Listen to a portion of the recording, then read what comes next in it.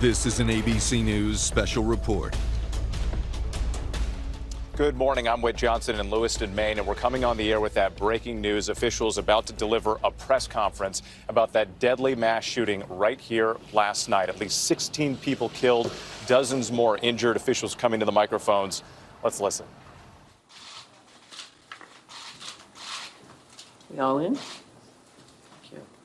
Thank you for being here. As you may notice, my voice is a little hoarse after working through the night. As you all know, last night, locals, counties, state, and federal law enforcement officers from around the state of Maine responded to reports of an active shooter at several locations in Lewiston, including Spare Time Recreation and Schmangy's Bar and Grill. These law enforcement officers, in the face of danger, responded swiftly, selflessly, and with great bravery. Bravery that they continue to demonstrate today as they search tirelessly for a person of interest in connection with last night's events. On behalf of all Maine people, I express my deep gratitude for your response and for your continued service. I also do so for Maine's hospitals and other medical emergency responders. I'm profoundly saddened to stand before you today to report that 18 people lost their lives and 13 people injured in last night's attacks. In memory of those we lost and in honor of those who were injured, President Biden and I have ordered all U.S. flags and state of Maine flags to be lowered to half-staff immediately for the next 5 days. Maine State Police have issued a shelter-in-place order for Lewiston, Lisbon, and Bowdoin as the manhunt for that person of interest, Robert Card of Bowdoin, continues. I will let law enforcement speak to the ongoing manhunt and to their investigation, but Mr. Card is considered armed and dangerous, and police advise that Maine people should not approach him under any circumstances. I continue to strongly urge Maine people to follow the direction of state and local law enforcement amid this ever-changing situation. Please, if you see anything suspicious, please call 911. There are still many things we don't yet know about these attacks, but the full weight of my administration is behind law enforcement's efforts to capture the person of interest, Robert Card, to hold whoever is responsible for this atrocity accountable under the full force of state and federal law, and to seek full justice for the victims and their families. We cannot and we will not rest in this endeavor. My administration is coordinating closely with local, regional, and federal officials to respond to this shooting. I have spoken twice with President Biden. I've spoken with Vice President Harris, Secretary of Homeland Security Mayorkas, and Secretary of Health and Human Services Becerra, all of whom have called me last night to express the Biden administration's full and unwavering support and to offer any and all help that we, the people of Maine, might require. The governors of our neighboring New England states and of other states have contacted me to offer aid, and I am sincerely grateful for their friendship and support. We've been in touch with every member of the Maine congressional delegation, all of whom have offered their full support, for which I am also grateful. I also spoke with Mayor Carl Chalene and Auburn Mayor, Jason Levesque last night to reiterate that we are standing by them and that we are ready to provide any help people in these communities need and to deploy all available state resources, including grief counselors and other mental health services We need to help our communities heal. If you or a person you love needs someone to talk to during this difficult time, please call or text 988 for free and confidential counseling. 988. Look, Lewiston is a special place. It's a close-knit community with a long history of hard work, of persistence, of faith, of opening its big heart to people everywhere. Lewiston is where I worked for years. It's where I met and married my husband and where our girls went to school. I love this place just as I love our whole state with my entire heart. I'm so deeply saddened, as is every one of the 1.3 million people of this beautiful state. This city did not deserve this terrible assault on its citizens, on its peace of mind, on its sense of security. No city does, no state, no people. No words can truly or fully measure the grief of Maine people today. Our small state of just 1.3 million people has long been known as one of the safest states in the nation. This attack strikes at the very heart of who we are and the values we hold dear for this precious place we call home. All Maine people are sharing in the sorrow of the families who lost loved ones last night. Loved ones, normal people who were killed or injured while unwinding from a day of work or while spending time with their family and friends, socializing. So on behalf of the 1.3 million people of the whole state of Maine, I hold these families and this city in my heart today. I know that the people of Lewiston are enduring immeasurable pain.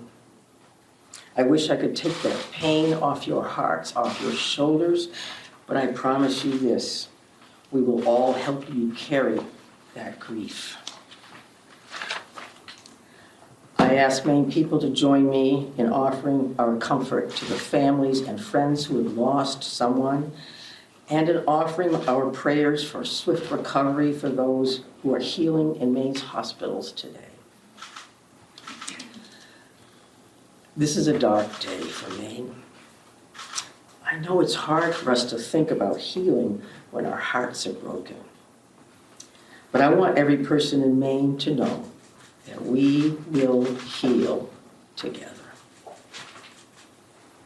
We are strong, we are resilient, we are a very caring people. In the days and weeks ahead, we will need to lean on those qualities more than ever before. As we move forward, struggling as we may, let us wrap our arms around one another, offer comfort and solace and love. I know the Maine State Police will continue to release information to the public as we confirm it, and information about any steps that the public might take to support the people of Lewiston at this time. May God bless the people of Lewiston and bless the memories of those we've lost. Thank you. I'm going to turn it over to Commissioner Starshaw. Thank you very much, Governor. We certainly appreciate your support. The city of Lewiston does, the state of Maine, and certainly our first responders. We feel that love every day, and thank you very much for that. I would also say that we want to say thank you to really a large number of other elected officials across our state, whether that's the federal delegation, local elected officials, and many others that are part of organizations or law enforcement agencies that truly wanted to join us today at this particular press event and wanted to speak on behalf of their communities. And as the governor had mentioned, and everybody else will reiterate, our reality for today is that this suspect is still at large. And we want to provide community support for the victims, for the families, and the communities across the state. But we also have an incredibly strong laser-like focus on bringing this suspect into custody and ultimately to justice. So because of that mission for this particular event and today's activities, we're keeping the list of speakers and the agenda pretty tight. And that will include next up at the podium would be Chief Dave St. Pierre from the city of Lewiston. And some other members of his command staff are present. What I will say to the city of Lewiston, and you know this because you feel it every day, but you're lucky to have a chief like Chief St. Pierre and his entire law enforcement agency. From every level, those officers put their heart and their soul on the line on behalf of their community last night and into today. And they're doing it for the right reasons. They do it because they care. So the city of Lewiston and truly our co-responder family across the state of Maine is lucky to have Dave and his team in the mix with us. And we're also going to hear from Colonel William Ross from the Maine State Police. And Bill will highlight some of the timeline things that you're probably concerned about and certainly interested in from a story perspective. So the Colonel will come up and speak to that. And we'll also have Jody Cohen. And Jody is the special agent in charge for the FBI out of the Boston field office. And Jody will highlight some of those federal partnerships and some of the things that our federal partners are bringing to the table, bringing to bear to help us with this investigation. We also have a bunch of people here. Once you start naming people, you're going to have a problem because you're going to forget somebody or screw something up. But I would also tell you that a couple of our other federal partners are here. Kevin Neal, who's the U.S. Marshal for the District of Maine. We also have James Ferguson, and Jim is the special agent in charge from the ATF for the Boston Field Division. They are heavily invested with staff along with the FBI, and we can't thank them enough for all that they're doing on behalf of our state. I would also tell you that we are going to close with a brief Q&A, and we're going to try to get some of those questions out there. We appreciate your time, your patience, your professionalism, your partnership at getting this information out. I would think that those questions are going to be brief because, again, we do have a suspect at large. And while you can help us with that, we also need to get back to our teams to push forward on that. So with that in mind, I will be back up to the podium to kind of steer that a little bit. But for starters, I would like Chief St. Pierre to join us. Thank you. Thank you, Director Sawchuk, and welcome media partners, and thank you, Governor Mills, for those kind words. I'm going to keep this short. What I would like the very most is to express our deepest sympathies to the families and friends of the victims of this heinous crime. This is truly a tragedy that goes beyond comprehension. I'm confident in our community that our community has and will continue to come together throughout this endeavor to bring this to a successful conclusion. Although difficult, I do ask the public to continue to be mindful of their own personal safety and also that they be patient with the process as much as possible. There is extensive work and attention to detail that goes into such a large-scale investigation. I'm confident in the expertise and professionalism of our investigators and all law enforcement officials that are currently involved.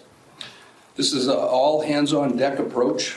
We have a great deal of collaboration and resources that have been made available to us. There are far too many to name individually, but I think Director Sawchuk named quite a few appropriately. There are far too many, as I've stated, but they are all appreciated more than you know. I want to thank all of our brave men and women of the Lewiston Police Department, Fire Department staff, medical personnel, first responders of any kind that came from far and wide and have come together and continue to work tirelessly in bringing the situation to an end. We hope to locate and hold the person accountable. I think you'll hear next from the state police, who is taking the lead in this investigation. Although that we are working hand in hand with them, I think Colonel Ross will be able to fill you in on a little bit more.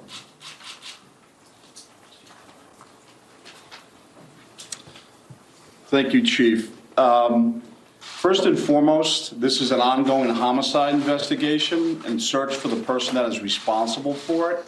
We're in the early stages of this investigation, and I just want to let you know we will have updates. We'll be putting some type of a schedule out later on. But again, early stages of a homicide investigation, we want to be careful that we're doing things correctly. We don't want to get ahead of ourselves. I'm going to give you a bit of a timeline here to kind of fill in some of the blanks and give you some of the facts as we know them right now. A lot of this information will then be transferred to the Attorney General's office, as they will be the lead prosecutor, again, in any homicide investigation. Last night, October 25th at approximately 6:56 p.m., the Auburn Communications Center received a 911 call of a male shooting in just-in-time, or the spare time, recreation center in the town of Lewiston, located at 24 Mollison Way in Lewiston. Shortly after that, at about 7:08 p.m., the Communications Center received multiple 911 calls about an active shooter inside of a Schmenge's Billiards at 553 Lincoln Street in the town of Lewiston. A large law enforcement response from multiple surrounding agencies assisted the Lewiston Police Department in trying to identify who this individual was and what was happening. As you can imagine, this was a very fast-paced, fast-moving, very fluid scene, very dangerous scene that these guys and girls were going into. 18 people are now deceased at this time. The victims at the just-in-time establishment, 7 people are deceased there, 1 female and 6 males, all from an apparent gunshot wound. Victims at the Schmegley's Billiards, 8 are deceased. 7 males inside the establishment, 1 male outside of the establishment. Again, also apparent gunshot wounds. Multiple people were transferred to area hospitals, Central Maine Medical Center, St. Mary's, and Maine Medical Center. 3 people that were transferred to those hospitals are deceased, for a total of 18 people deceased at this time. The investigation into the person responsible for this identified a vehicle located at the Pajebscott boat landing in Lisbon. That person, through the registration of that vehicle, was identified, it's been stated earlier, as a Robert Card, born in 1983. Several of the deceased have been identified, and their families, next of kin, have been notified. Approximately 8 people at this point have been identified. 10 people, 10 of these victims, still need to be identified at this time. Currently, there is an arrest warrant for 8 counts of murder for Mr. Card. And the reason it's 8 counts because 10 people have not yet been identified. As those people are identified, the counts will probably go to the total of 18. He should be considered armed and dangerous. Based on our investigation, we believe this is someone that should not be approached. This is someone that should be, if you come into any contact with this individual or someone that you think looks like this individual, you were to call 911, and I'll provide some tip line numbers at the conclusion of my briefing. Lewiston Police Department, federal, state, county, and other local municipalities are involved in a coordinated search at this moment for this individual. So there's the ongoing investigation, and there's a search to apprehend this person. Both happen simultaneously. I can't stress this enough. This is an ongoing investigation in the early stages. More information will come out in conjunction with the Attorney General's office as the lead prosecutor. We can't share all of our information right now, and I'm sure you understand that. I'm going to give out 2 numbers that go to a tip line. 911 is also appropriate for this, but if anyone can call these 2 numbers, this would go to the State Police tip line. Area code 207-213-9526, 207-509-9002. And we'll be sending something out later that has that information in it if you weren't able to grab that now. Again, this is a very fluid situation. We have a lot of resources, as Chief St. Pierre had mentioned earlier, that are on the ground in a coordinated effort to apprehend this individual. We've notified the Department of Education, and they have determined what they're going to do with the schools. A lot of schools, area schools, were shut down today based on our conversation with them. Again, as more information comes in, we'll be providing it to you. Thank you for your time. This is a very difficult time for, I think, the community of Lewiston, difficult time for obviously the victims' families, and it's a tough time for law enforcement. It was a rough night last night, but we're committed to bringing whoever's responsible this to justice. And again, we are currently looking for Mr. Card right now, someone that we'd like to apprehend. Thank you. Thank you, Colonel. And FBI Special Agent in Charge, Cohen, if you could join me, please.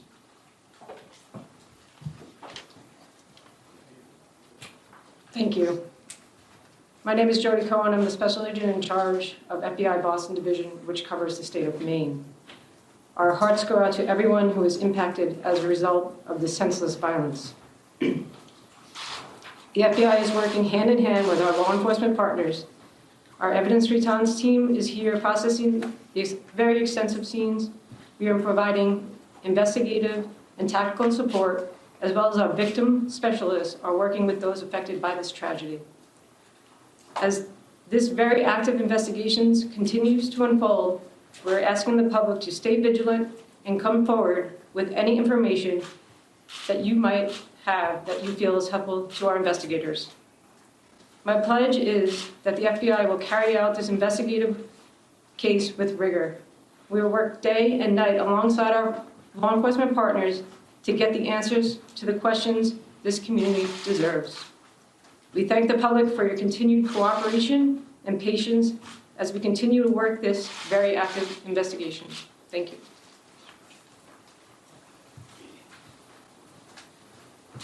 Appreciate that. And I would say that the reality here from a resource standpoint is that when we've asked for anything, the answer has been yes, period. Tactical teams, evidence response teams, full-blown investigative units, detective units that have come from multiple states, whether it's the commissioners from Vermont and New Hampshire reaching out to me directly, Massachusetts saying, what do you need, Mike? What can we do for the state of Maine? So we are now prepared to try to take a few questions. And keep in mind, again, that we may not be able to answer as in-depth as you would like, and we don't plan on taking a great deal of questions. I think follow-up press events will allow for that. Sir? So no one has really talked about the weapon that was used here, the AR-15 style, so hope someone can talk about that. But the other thing here is there are reports that this individual had mental health issues, that he made threats to shoot up the National Guard. So clearly there were some signs here that he was on someone's radar. The question becomes, why was he in possession of this weapon? And certainly, why wasn't he stopped sooner? Yeah, I think those are all valid questions, and certainly questions that we are looking into now, but not questions that we can answer today. Considering that this occurred last night, there's still an active search for the suspect in question. So I appreciate those questions, but not something we're going to be able to answer right now. Is it something that you're investigating and looking into? It is certainly one of those things that we want to follow up on, all aspects of that. Why does the Go ahead, right here. Yes. Could you give us a sense of the ages of who has died? How many are under 18 and how many are over 18? I'm not sure we have that information with us today. We wanted to break it down by gender because that's something we had readily available. We did not break this down into age ranges at all. So what can you tell us, what can you tell us about the background of the suspect in this case, or I should say the person of interest, because I noticed the language is very clear. We're saying person of interest, not suspect. So why use that terminology, and what can you tell us about his background? Yeah, I think we used person of interest last night for half of the room that was here for that press event. As the Colonel had mentioned, there is now arrest warrants for murder for this particular individual, Mr. Card. So he is viewed as a suspect, and there's a full court press by all of our partners to bring him into custody. What was the second piece of that question? What can you tell us about his background? I wanted to ask a second ago about the idea that he had voiced concerns about his own mental health, right? Had been committed, according to language in the police bulletin, to a mental health facility for weeks. how could someone that fits that profile still be in possession of semi-automatic weapons? Well, I do think that the statutes around firearms and the possession of those are pretty complex. I know that we will be reviewing that information as we move forward, but that's not an answer that we're prepared to give today, because that leads to motive. You're talking about behavioral health issues and how that impacts this situation. I would expect you'll hear back from us on that in the future. Right here, sir. Yeah, I've got a question about, we've seen helicopters as far north as Monmouth. Can you tell us anything about what's leading you, that far north of the scene where you found the car? Yeah, sure. So we have law enforcement assets that are deployed over a number of communities doing follow-ups on a number of different things. So as you can imagine, there's a great deal of search warrants that we're following up on. We do have partners, that helicopters from the New Hampshire State Police. That copter was here last night to assist us as well. So whether we have tactical elements out or we're searching an area, some of those air assets would be very, very valuable for us. So that's what they're doing. That's leading you there? We're not going to speak to what brings us to a specific community one way or the other. Yes, ma'am. Right here. Identifying the unidentified victims, what are people encouraged to do? Is there DNA being, tested from family members who may have missing loved ones? Like, what's that approved right now? Yeah, so we did have a family a reunification center open last night. We do have behavioral health liaisons that are fully engaged to work with families and work with loved ones. And work with victims, for that matter, that may be in the hospital and seeking treatment. So those things are actively occurring. We are dealing with each one of those situations separately. So do we need DNA on that? Are we just waiting to find a loved one, some kind of family member that we can make a notification? I think that varies across the board. I'm going to take two more questions. I'm going to take two more right here. Yes, was there some sort of triggering event? Is that something that you're investigating? I think we're always concerned around motive. That you say triggering event, that's a motive for us.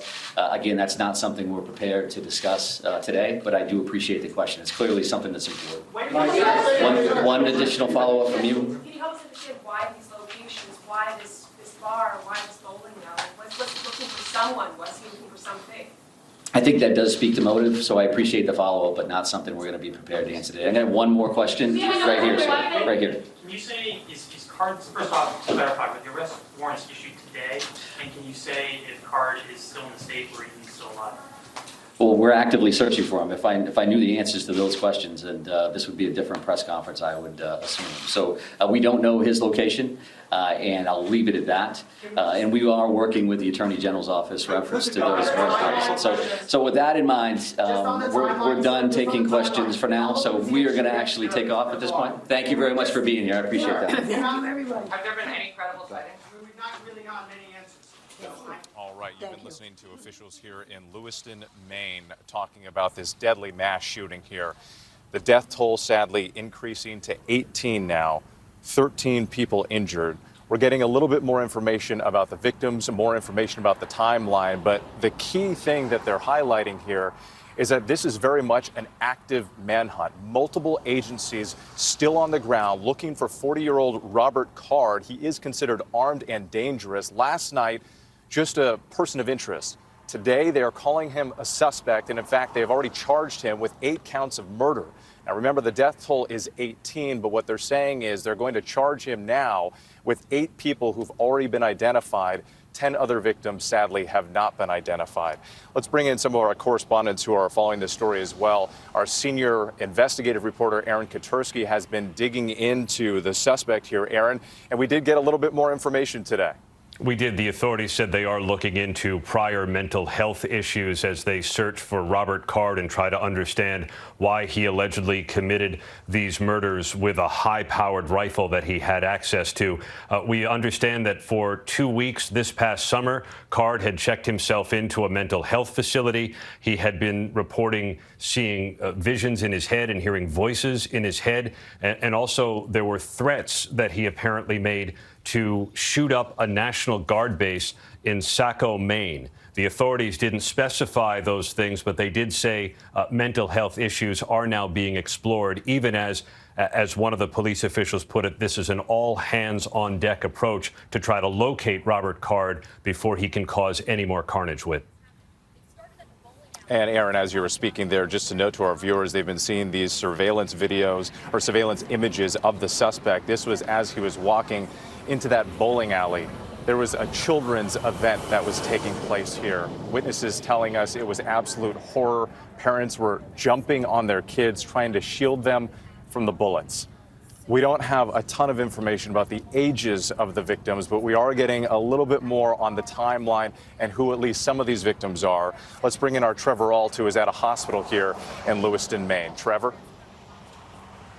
Yeah, so Whit, overnight, in the midst of all this chaos, we actually couldn't get a clear answer from the hospitals as to how many people they were treating. And we know now from officials, as we've mentioned over and over, 18 people killed and 13 people injured, more than 30 total victims. And it speaks to the scope of this massacre, the fact that still now, almost 17 hours after those first shots were fired, more than half of the victims who have been killed have not yet been identified. Now, those 13 people who have been injured, that we are still waiting to gather some information on their conditions, we can glean a little bit from that information. It was feared that there were dozens of people who were wounded. 13 is fewer than that. It is still horrifying. It should hopefully lighten the strain a little bit for these medical teams that are working to save their lives. But still, in an area of this population, 13 simultaneous gunshot victims is going to cause a ton of strain. And we know that a number of hospitals in the area have been activating all available personnel, calling them all in. We've been watching through the morning as many doctors and nurses have been showing up here,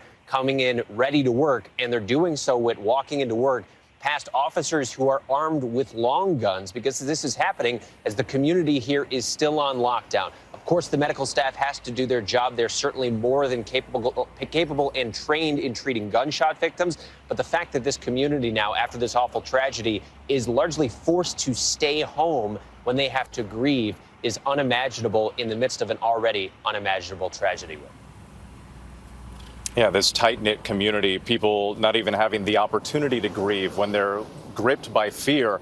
Businesses closed, schools closed, people told to stay inside and lock their doors. I do want to bring back Aaron Katersky again, because, Aaron, we are getting more information about the timeline, and also, as Trevor pointed out there, a bit more information about some of the victims, too.